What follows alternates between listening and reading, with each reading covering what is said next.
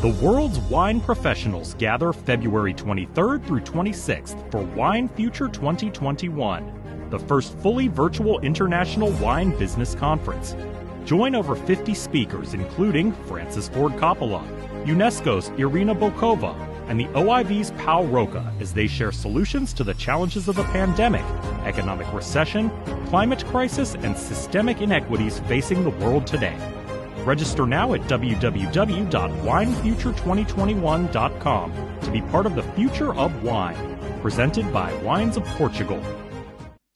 Hello, everyone. Thank you for coming to our series of webinars for Wine Future 2021. Gathered with us today, we have two brilliant speakers who will also be at the conference next month. And so we inform you a bit about what Wine Future is all about. You know, we all face now critical time with many overlapping world crises, you know, with the pandemic affecting all the world in many different ways, the economic repercussions that are cascading from it. We have issues of ongoing climate crisis and societal discrimination that we're also addressing in this 4-day conference. 18 different sessions of many different topics that are critical to all of us in the wine business. And so please tell everybody about how we can all share these ideas with one another. Hear from some expert panelists and keynote speakers as they discuss these issues that not only identify the difficulties that we're all facing and challenges, but also how we can apply solutions to overcome and improve ourselves through them. A little bit of housekeeping here. I'm very pleased to tell you that we have attained the yet another keynote speaker, the head of the World Trade Organization, Mr. Manuel Butler. The executive director of the UN World Trade Organization is now confirmed to be a keynote speaker, joining Francis Ford Coppola, former UNESCO Director General Irina Bokova, and the Director General of the OIV, Pau Roca. So I would like to introduce our session makers today. Again, you can catch them on the second day, no, excuse me, the first day on February 23rd, the opening day of Wine Future 2021. We have with us, will be the moderator for that session, and again today, is Robert Joseph. Robert, who I've known a good long time, is a veteran, very esteemed wine journalist, as well as having consultancies of many aspects with regards to wine marketing. He's also a wine producer himself. Joining him today and again next month from South Africa is Mike Radcliffe. Mike is known to be the founder of Villa Fonte wine estate. He's also the MD at the Warwick Estate in South Africa. And if that didn't bother him enough, he's also the chairman of the Stellenbosch Wines Route. And he will expound upon many issues having to do with all different situations that we described earlier and more, along with Robert from London. Gentlemen, please. David, thank you very much. And thank you very much for inviting us. And thank you to everybody who's actually watching this. I have to say that the word situational analysis on any conference, that's sort of when I see that, I think that's when we're going to have the coffee or go and network or whatever it is, titles like that. But it's what lies behind those words. It's actually, it's such a broad range of events, things, happenings, some of which you think some people expected them, some were totally unexpected, and that would include the pandemic, which some people absolutely predicted and others treated though it's a bolt out of the blue. And I think that one of the first things I like to do is to start with Mike, because Mike in South Africa is living in a country which is obviously very badly hit by COVID, along with everywhere else, but has had some very specific issues that have affected the wine industry. So, Mike, some people who've been watching what's been happening have seen what's happening between the industry and the government there. Would you like to tell us a little bit about it, and how does that fit in with your view of situational analysis, how both for your business, your association, and you as a consultant? Well, hello, everybody. Good evening to those of you that are in evening.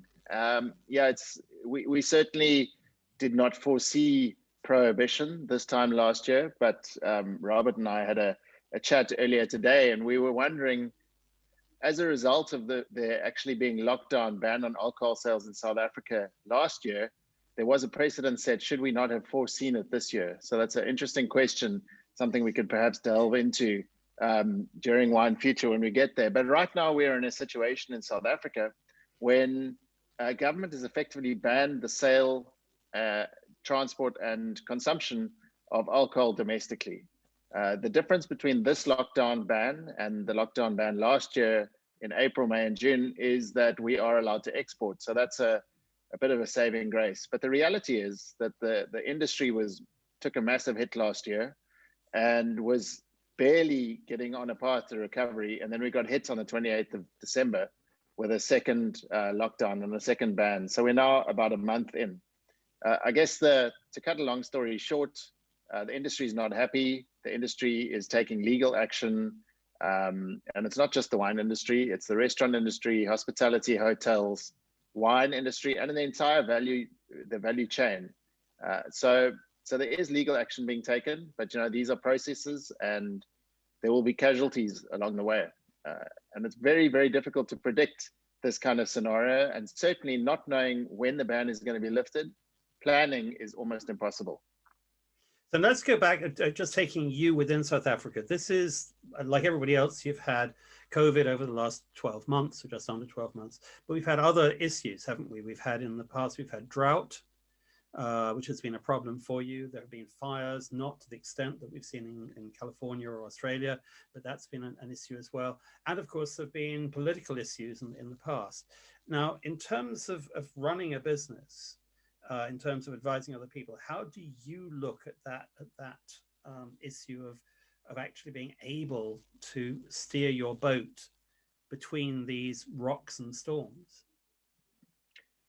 Yeah, I mean that's a very, very tough question to answer. The reality is that you can only do so much situation planning, scenario planning, forecasting something like prohibition is very difficult. But having said that, should we not be forecasting for more prohibition during 2021? Probably. From a production point of view, the only way to deal with drought is to invest heavily in infrastructure to negate drought. This takes capital, it takes balance sheet management. Essentially, you need to choose to allocate resources into a place that perhaps is unproductive, but might become productive if a particular situation arises. So it is tricky. We also have some crazy labor laws in South Africa, which are very, very difficult to navigate. You've pointed out the 3 years of drought, but perhaps the most damaging situation. And by the way, South Africa has a lot of good going on too, but we're talking about avoiding situations that can have a major impact on the business of wine. Probably the most difficult to predict was what we now lovingly refer to as the 9 lost years of Jacob Zuma. There was no way that we could have possibly predicted that. And every year we thought it would get better. On the positive side, it is now getting better. Our politics is tidying up and it's cleaning up. So to try to answer your question is pretty impossible, Robert, but I do think that there will be a correlation between the most forward-thinking executives that are able to apply their mind the best and a correlation to their success. If you don't factor in any of these situations, you simply can't have success. And just one final comment, you have to factor in the good with the bad. What if post-COVID there is a run on booze in the world and you haven't built inventory? You're not going to be a winner. Just a final comment. So when I was talking, thank you for that. When I was talking to people about this session, I said, right, we're going to talk about the Great Recession of 2022. Now, is there going to be a recession in 2022? Who knows? But one thing's pretty sure. We are going to have a recession at some point in the next few years because governments have been pumping money into a system that was already, in terms of history, statistically overdue for a downturn. Normally, we have a 10-year cycle, and we're way overdue from the 2007, 2008. So that is something that is coming. And I remember hearing somebody on British radio, a businessman, saying in 2007, he said, we were ready for this recession. And he said, not because I'm a genius. He said, because actually we knew that one would happen. He said, now we're in the middle of a recession and we are planning to Mike's point, we're planning for the good times. When it's raining, you actually go and buy yourself a sun lounger. And when the sun's out, buy yourself an umbrella. And I think that's one of the things that we need to be thinking about. But the other thing is actually reading the runes. There are a lot of people in Britain at the moment who seem to be, and indeed globally, who seem to be surprised at the chaos that we're seeing between Europe and the UK to do with Brexit in terms of shipping wine and other products, fish, meat, and so on. This was predicted. It's been predicted right the way from the beginning. Now, nobody knew precisely how bad it would be, and nobody knows how precisely bad it is going to be, because some of the things haven't even really become apparent yet, but it was on the cards. And anybody, whether you supported Brexit or you didn't, anybody who thought that January the 1st was going to be smooth sailing and everything was going to be the same at the beginning of this year as last or the year before was actually fooling themselves. And I think the wine industry is not necessarily very good at actually acknowledging that things, we've had the US tariff in the last year. I, as a French producer in France, we've been hit by a 25% tariff by Trump. Biden's not going to take that away. And worse still, there is still the threat of another tariff. A tech tariff that Trump brought in as a threat, that could still come. So we have got to be ready to say, where else are we going to sell our wine to? Now you, Mike, in terms of what you do, you sell, a lot of your wine goes offshore, doesn't it? So in fact, the local sales ban is not as much of a problem for you as it is maybe for some other people. Yeah, I would say it's a lesser problem, but it still remains a problem. Make no mistake. Yeah, I think there was no way to predict that being in the export market was the best way to be. But having said that, any financial planner worth their salt will always talk about diversification and ensuring that you don't have all your eggs in one basket. And so, you know, any producer in South Africa that is purely reliant on selling wine through retail or purely on-con or off-con, you know, is going to be more susceptible to disaster if that particular channel closes down. So yes, we are lucky that we have a strong export market. But similarly, you know, it could have been exports that were blocked off and domestic market was open, and, you know, we would have been okay then as well. I don't think, I think it's a lot of the youngsters, the young up and coming people in the wine industry that simply haven't had the time to develop these markets and time to develop the diversification of markets that are really having a tough time. I'd just like to go back to what you were talking about, the fact that your comment about the world is overdue for a downturn. Well, I think there is a situation which is likely. There is a situation which every senior executive worth their salt should be thinking long and hard. And frankly, Robert, I think the word downturn that you use is gentle. We could use the word crash. I did say great recession initially, so I brought that back to downturn. Okay, you can have that one back. Yeah.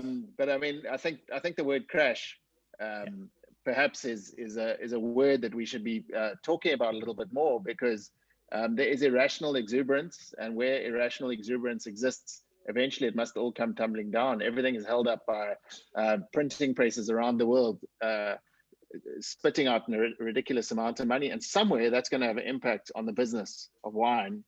And so going back to your point, that is predictable. It is predictable. It probably will happen at some stage. If we're not preparing for it, then we are being poor leaders.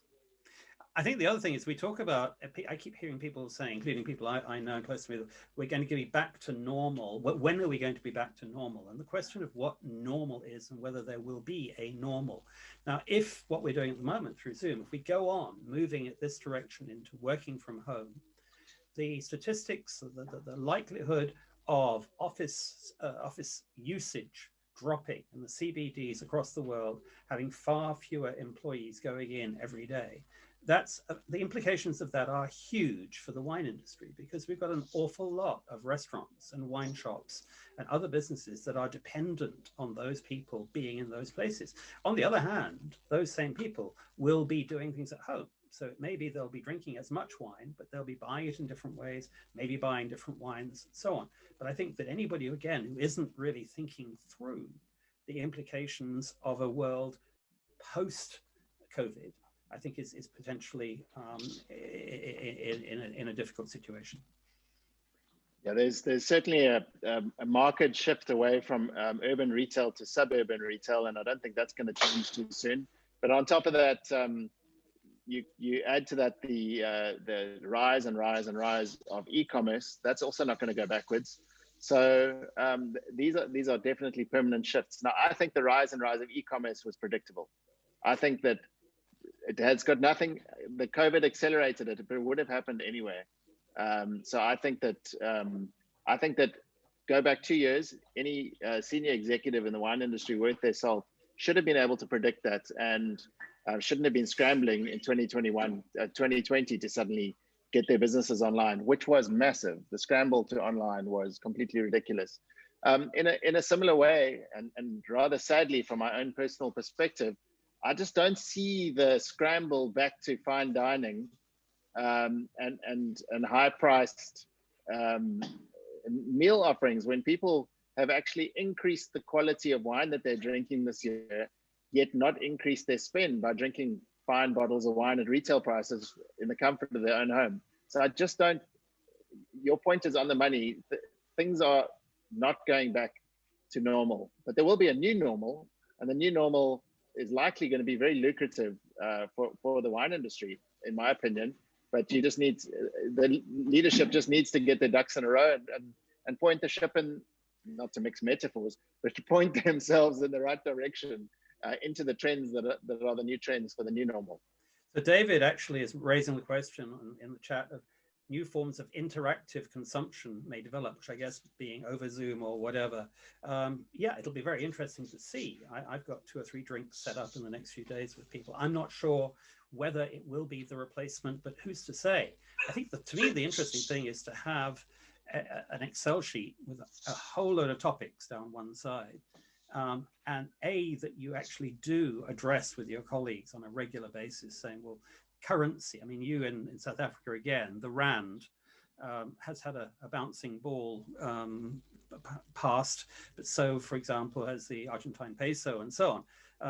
And that's potentially a huge impact on a business. So a whole load of the tried and tested issues, and then the black swans that you've suddenly heard about happening somewhere else, and thinking, well, they've had prohibition in South Africa. What would it be like if that were affecting me and my business? I think the other thing that I'd like to throw back at you, Mike, which we talked about a little bit earlier, is firstly, we've got the issues, but secondly, there is the communication of those issues. Now, Tom Walk in the States raised an issue, I think we'll try to a subject online about whether businesses should be taking political stances, whether it's on BLM or Me Too, or indeed politics in general.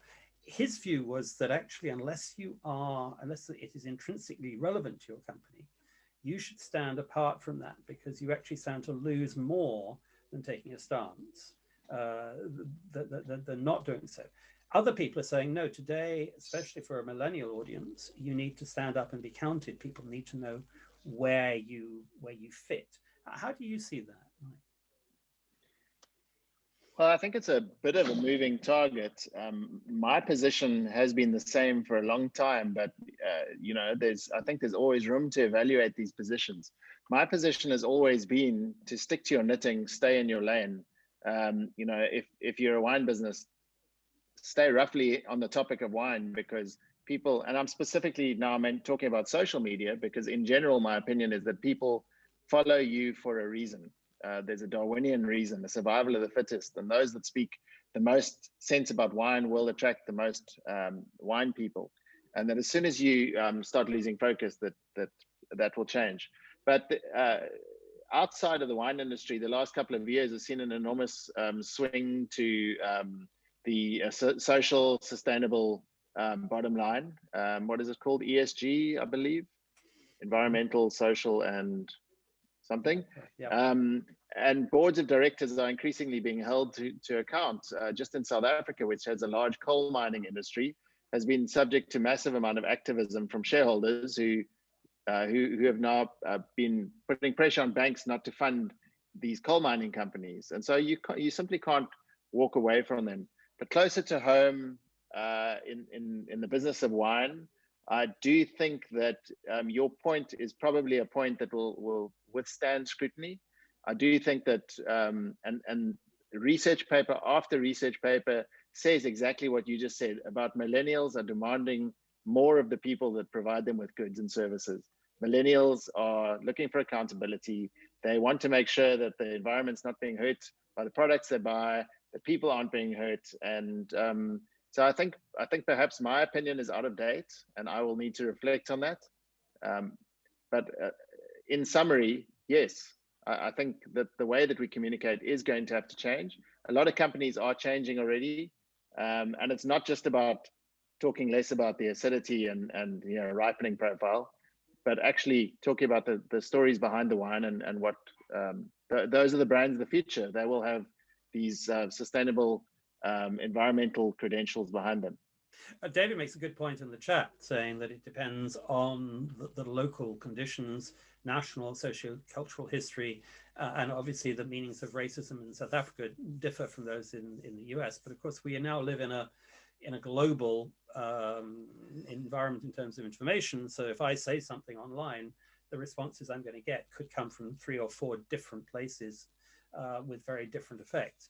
I think this is it's a very, as we said, it's a very complex area. But would you, for example, as a producer in South Africa being hit by the government, by the prohibition, would you go public in questioning the government situation? Or would you, for example, for me, with selling a lot of my wine in the US and with my 25% tariff imposed by a US president, would you be sitting alongside me saying, Robert, you should definitely be making a noise about this, not just for your own business, but to support other French producers and indeed importers of French wine in the US? Or should we stay quiet and just go on selling our wine and talking about the wine?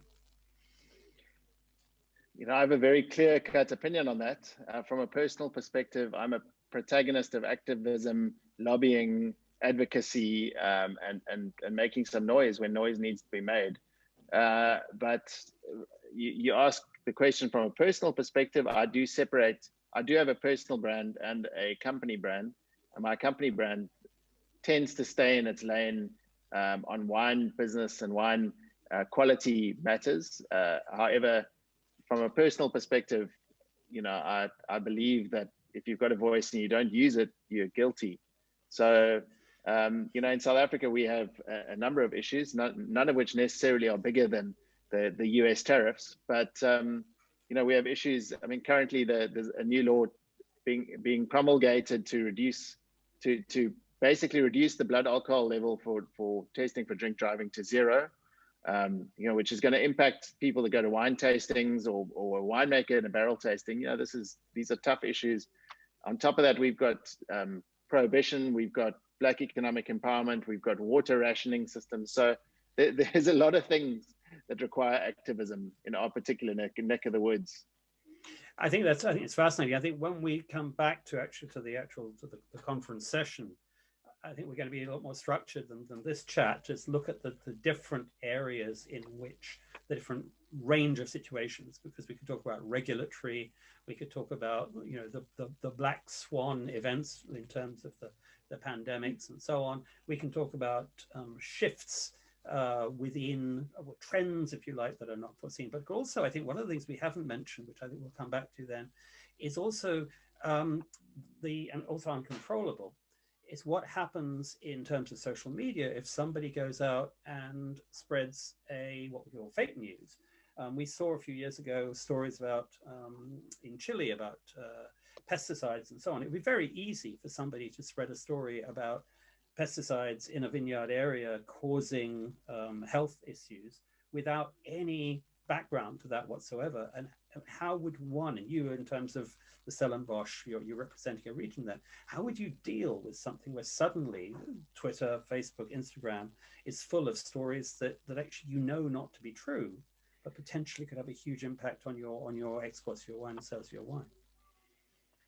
Yeah, I mean, great question. I don't think there'll be a single answer, but certainly under the heading of situational analysis, this I would put in the predictable category. It's likely going to happen, and it will happen to a lesser or greater extent. It could be catastrophic or it could be a minor irritation, but it certainly will happen. I have noted in the last couple of years the growing number of companies dedicated to the first 48 hours after a negative story breaks. There are companies that will spring into action immediately, and their business model revolves around a retainer.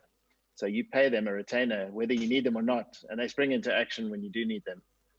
So you've got to nip these things in the bud. But the one thing you can certainly say about social media is you can't control it, and it will.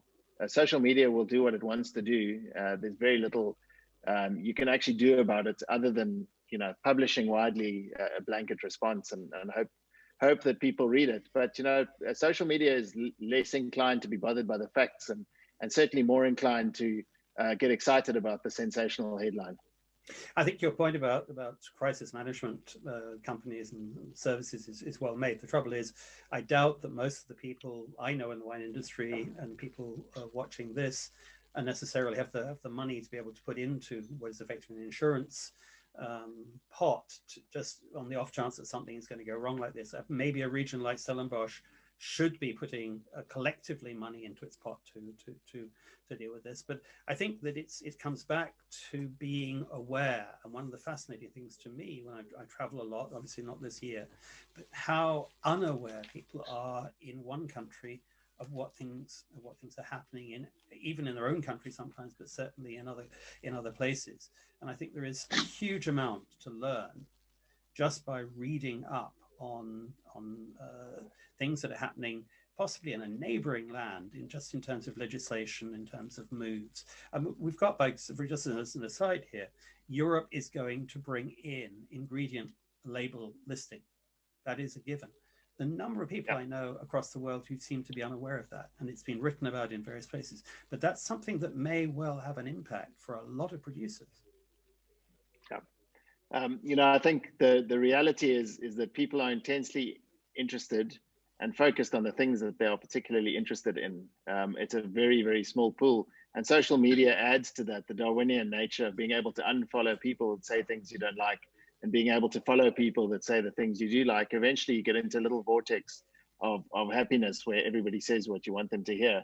I do completely agree, and that's why a platform like Wine Future, where we have where there'll be panelists, 70 plus panelists from all around the world, where it's going to be a wonderful opportunity to latch onto those diverse viewpoints, to hear those interesting snippets of things that perhaps we avoided or didn't get to because we were caught up in our own little worlds, which is what I'm looking forward to most about Wine Future.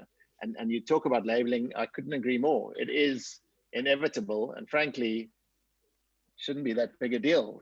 Every other product in the world has got labeling. I mean, one of the first people to do it was Paul Draper at Reg in the US, and I've looked at his back label, and his back label has got the ingredients on it, and it says grapes, water, sunshine.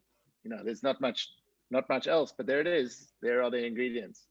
So the funny thing is, not many people, I think, have actually noticed or paid much attention to it. That's what I heard from him.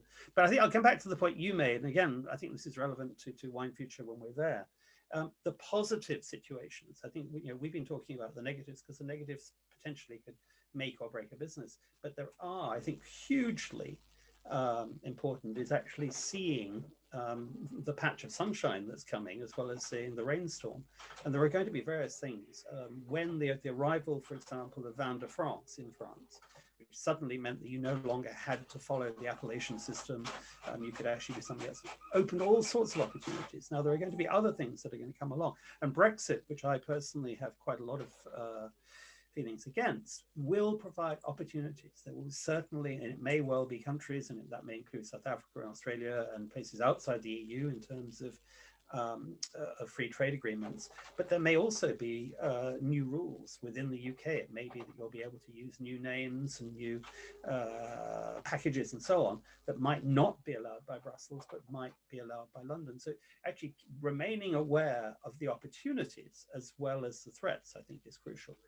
William Haddleton, there's a message here, which he's made a good point. He referred earlier to the greater interaction that the pandemic has allowed for information sharing. But I think very importantly, he's saying single-use plastic is going to hit wine, beer, spirits, and RTD producers.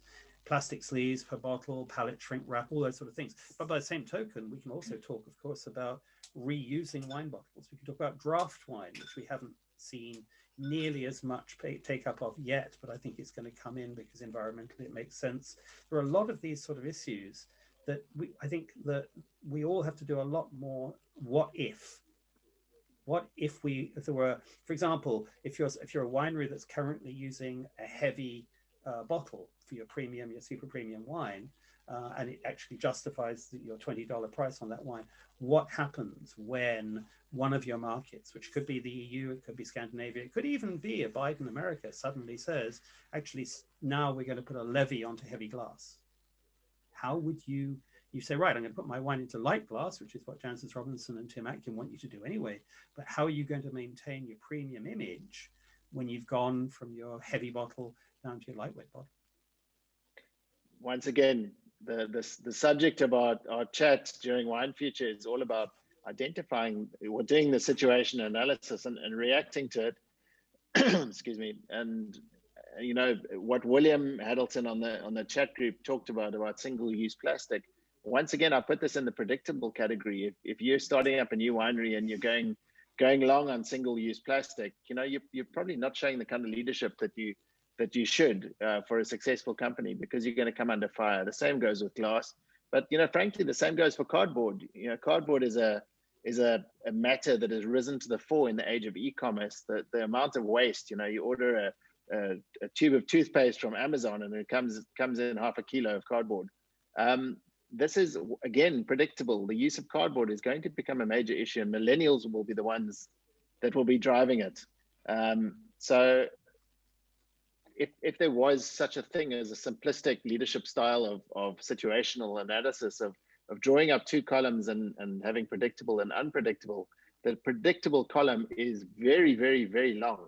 The unpredictable one, because it is just that, unpredictable, is short and possibly whimsical and maybe a little bit silly, you know, putting prohibition into an unpredictable column and what's next, you know, earthquake. These things are difficult to actually write down because maybe they are unpredictable, improbable. I guess that comes down to the crux of the matter, doesn't it? I loved the story. I think I mentioned to you earlier. There's a story I followed a few years ago, where a golfer was killed when a gull, which was carrying a fish that was too heavy for it, dropped the fish from a great height, and it landed on the golfer's head and killed him, which was tragic, obviously, for the golfer and his family, but an interesting story. And the question was, what are the chances of being hit on the head by a fish dropped from a bird? And before it happened, it was obviously 1,000,000 to 1 against. Well, since now we know it's happened, those odds have shortened. And, you know, maybe we're going to see it happen again somewhere, and then suddenly the odds are going to come down. So I think it's that keeping track of what has happened and thinking, well, okay, just put it, it may not be predictable, but it's actually in there. And I think Donald Rumsfeld, there can be a lot to be said against Donald Rumsfeld, but I think the interesting thing that he said about the known knowns and the unknown unknowns and so on, it's worth going back to, because I think it does cover the sort of things we're talking about very well. Catherine Swindell's making a point here. As the climate movement prompts people to want more local wine that hasn't traveled far, how will this affect the global import-export market? Well, of course, in Britain, with Brexit, we're all going to be drinking English sparkling wine, except that we won't be able to afford it. Mike, local, non-local, your country needs to export financially to survive, doesn't it? Yeah. So, you know, you've already mentioned the glass weight, but, you know, the way that systems and logistics have improved over the last decade is amazing. And the ability of wines to be able to ship in bulk and bottle at source is is a absolutely major issue. It would be great to be able to, for the UK to be able to be drinking only UK wine, but if only a fraction of the UK population started drinking UK wine, you guys would be sold out forever, and supply and demand would kick in. It would get seriously expensive, as it already is. But I do think that we are not waiting for this to happen. I think in every major wine producing country in the world, the majority of wine that is consumed by the local population is local. So I don't think we need to wait for that. We are there already. You can apply that to France, to Spain, Portugal, Australia, California. It's all the same. People tend to drink local. Probably in this instance, the matter of politics will be the big swing factor. And a question, everybody thinks that Brexit is now done, and that Brexit is all the consequences are now in front of us. Well, perhaps is it not feasible and possible that there could yet be another type of Brexit for the UK? Who knows? Is it really over? I fear at the moment, I think for the foreseeable future, I think it is, but in 5 years' time or whatever, that's another question. But I think for the short term, that short term. But I think what's interesting about Catherine's point, though, which I want to pick up on, is actually it's very simplistic. This is no criticism of the point she's making, because I think it's the point a lot of people are talking about. But actually, we tend to look at my local winery, and maybe somebody's going to bring me the wine on a bicycle, and that's going to be much more environmentally sustainable. But on the other hand, there's been work done on, for example, wine produced in New Zealand in environmentally friendly wineries and shipped in bulk to the UK and bottled in an environmentally in a zero carbon bottling plant into light glass or returnable glass or whatever. Actually, the footprint of that wine may actually be smaller than one that comes from even a neighboring county in Britain. And then we've got another issue, which of course, you've got a labor issue in South Africa. You've got a lot of people who need work. So I environmentally might want to ship the wine in bulk because that's good for the environment in terms of the shipping carbon impact. But you may say, well, actually, I've got all these people who need to earn a wage to feed their families, and they need to go into a bottling plant near in Stellenbosch or whatever. So it's not always clear cut, is it? It's absolutely not. And I think you made that point well. There's you can add to that the very gradual unhinging of brands from a regional identity. The fact that Australia is having this political tiff with the Chinese at the moment, but Penfolds has got brands that are made in Champagne. They've got brands that are made, Penfolds brands that are produced in China. Chateau in Bordeaux opening up in China with their own brands. So perhaps if this is an issue, Penfolds will launch a winery in England to more readily produce locally and target the local UK market. I mean, we have seen it over the last couple of years. It is isolated at the moment, but who knows? Maybe it is a trend. Anyway, I think we've covered quite a lot of the sort of topics that we are going to be looking at on the first day of the conference. There's a note here. I think what I'd like to do is to try and just briefly, Mike, in a one-liner, if you were giving, and you do consultancy as I do, as a one-liner, what is your advice to someone to say, and not necessarily with somebody with deep enough pockets to be employing lots of people to be looking into it for them? What would your advice be to a company? What's the takeaway from this conversation? Well, it's the same advice that I've been giving for a long time. Firstly, pick something and be good at it. One of the great Achilles heel of the wine industry is everybody trying to do everything. So you ask a question, I'll give you a very simple answer. Pick something, do it well, be the best. I think that's a very good one. But I also think be aware of what everybody else is doing. Be aware of your consumers, but also the people who are not yet your consumers, and the people who are your competitors and the people who are not yet your competitors.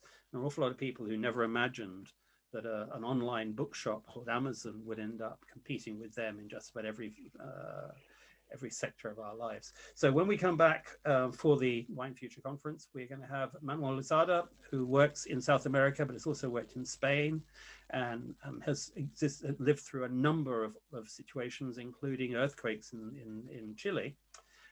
We have another, not I would say surprise, we've got a speaker we're just hopefully signing up this week, who's also going to be joining us. But what we'll do for the conference is we're going to actually look at a number of sectors one by one and see whether we can actually come up with some specific advice and guidance. So thank you all very much for turning up today. This session, I think, will be available online. David, is that correct?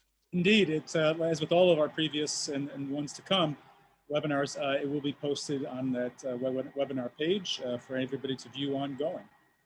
And please, I'm sure Mike and I both would say, if you want to contact us, continue the conversation, please do so. Otherwise, we look forward to seeing you and a lot of other people for the conference in what, 10 days, whatever it is, 2 weeks' time. A month's time, exactly. Yes. Sorry, I lost sense of track.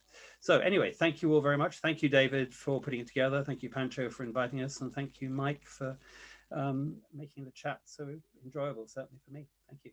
Robert, Mike, thanks you guys. We'll see you again in a month. Before I wrap up, again, as I said earlier, we have some new speakers just added to the website. Please check it out. We have people from System Belogit, Geisenheim University, Sotheby's, DFS, Duty Free, and more to come. Not many, but there's more to come. We got a lot of people up there already. Please check us out. Tell your friends, tell your colleagues to check out our webinars, check out our page. Tickets are available of all types. And lastly, a gentleman who tried to launch us out today has returned rather than being recorded. He's now live to you, Pancho. Hey, David, thank you so much. Good to see you, Pancho. Mike, good to see you, Robert. And thank you so much for, always being behind our events. And Mike, really nice meeting you virtually. I love your wines, by the way. I think I still have a bottle of Villafonte. I think it's Villafonte M. Correct me if I'm wrong. First of all, I would like to apologize for not being with you from the beginning. I tried to record a video from the entrance of the hospital. Now I can say that I know what living with the coronavirus is. My wife today tested positive. I'm really sorry. So she's fine. She's got some symptoms, but it involves a logistical nightmare that I foresaw, but I never imagined. We gotta isolate her. We gotta isolate ourselves. We gotta get a PCR for everybody in the family. We gotta locate over the people that have been in touch with them. I mean, she runs a university and a college. Imagine what the nightmare that is going to become. So, now I am living in first person, what many people around the world have experimented. And that's the essence of Wine Future, address the problems that not only the coronavirus, but everything that is derived from that, so the economical recession, the climate crisis, the inequalities, the impact it's going to have in all of the world, and try to bring solutions. I think it's the perfect moment for all of us to work together, to be united, to share our experiences, hopefully solutions, and to inspire. There's so many people around the world that are going through a very, very difficult time. Once again, I want to thank all the more than 80 speakers that most of them have been confirmed by David. I mean, hats off. He's done a fantastic job. This time is not working for us. He's working with us as a partner, as a co-organizer. And, it's amazing to see the many important people around the world in the wine industry that have accepted to participate, that are enthusiastic about it. They get in touch with us on a regular basis, trying to improve their participation and make sure that they make a contribution and not just an appearance. We will add more names. I think David mentioned that we landed another keynote speaker, Manuel Butler. He is the executive director for the United Nations World Tourism Organization. So it's great. I'm really looking forward. There's a lot of great information that is going to be shared by our speaker, a lot of great passion, I think David must have mentioned that there are 3 NGOs, one in South Africa, that we would like to help. In all our events, we make a small, bigger, large contribution depending on how it goes. So I encourage people to join us. If you belong to any governing body or media partner that you can find listed in the website, we have very special discount codes. This technology, probably the only good thing that has come out of the pandemic, the virtual world, will allow people from all backgrounds, from all parts of the world, to join the conference and to listen to these speakers. People that maybe never imagined they, having to afford a plane from Chile or Australia all the way to Europe and pay for your hotel and pay the registration. Now the virtual world makes it accessible. It's what we call the democratization of the event management world. So help us be the future of wine. Help us raise funds for these 3 NGOs, and let's try to all work together to bring a little bit of light to the fantastic world of wine. Thank you very much, guys. Thank you, Pancho. Thank you, David. Thank you, Mike. And thank you, everybody else who's been along with us today. The world's wine professionals gather February 23rd through 26th for Wine Future 2021, the first fully virtual international wine business conference. Join over 50 speakers, including Francis Ford Coppola, UNESCO's Irina Bokova, and the OIV's Pau Roca, as they share solutions to the challenges of the pandemic, economic recession, climate crisis, and systemic inequities facing the world today. Register now at www.winefuture2021.com to be part of the future of wine, presented by Wines of Portugal.